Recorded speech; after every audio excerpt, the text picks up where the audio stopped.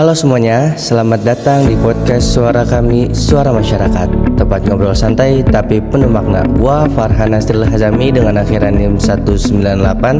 Di sini gue nggak sendiri, di sini ada temen gue.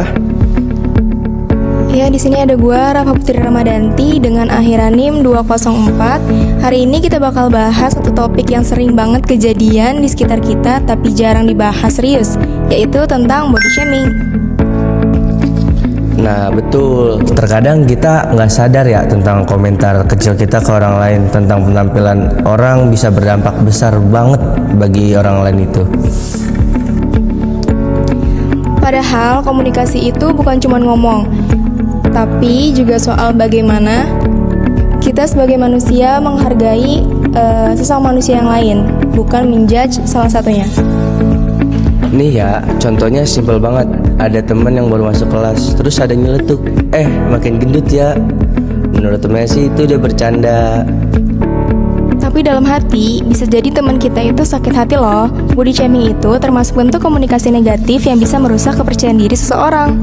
Apalagi kalau itu terjadi secara terus-menerus, nggak cuma dari teman, bisa jadi dari lingkungan keluarga atau lingkungan kampus kita. Yang lebih parah, kadang orang yang jadi korban itu malah mikir kalau itu salah mereka sendiri. Padahal enggak, itu salah cara komunikasinya aja. Nah, dari sisi teori komunikasi, ini masuk ke ranah komunikasi interpersonal, yaitu komunikasi langsung antara individu yang bersifat personal. Joseph De Vito bilang, komunikasi interpersonal itu sangat mempengaruhi pembentukan identitas diri. Jadi, kalau orang dikomentari negatif terus, bisa merusak cara dia melihat dirinya sendiri.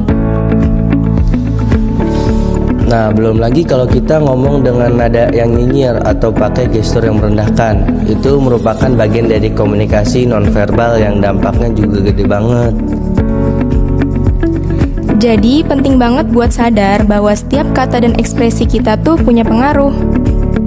Body shaming itu bisa bikin hubungan antar teman jadi renggang loh. Orang yang sering dikomentari soal fisiknya jadi males ngomong, males nongkrong, bahkan bisa depresi. Padahal komunikasi itu harusnya bikin kita saling dekat, bukan malah makin jauh. Nah, kita sebagai Gen Z harusnya bisa bangun budaya komunikasi yang empatik. Gimana sih caranya? Nah, caranya tuh mulai dari hal-hal kecil dulu. Hentikan komentar soal fisik orang.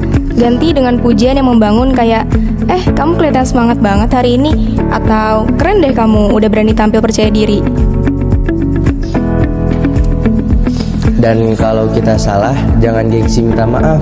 Komunikasi yang sehat itu dimulai dari kesadaran dan niat buat berubah. Komentar kita mungkin cuma 5 detik, tapi dampaknya bisa dirasain orang lain seumur hidup. Yuk, jadi generasi yang gak asal ngomong, tapi ngerti dan peduli. Gunakan komunikasi untuk memperkuat, bukan untuk menyakiti hati orang lain. Terima kasih udah dengerin episode ini. Kalau kalian punya cerita atau pengalaman soal body shaming, boleh banget share ke kita. Sampai ketemu di episode selanjutnya. Tetap jaga ucapan, jaga hubungan. Sekian, terima kasih.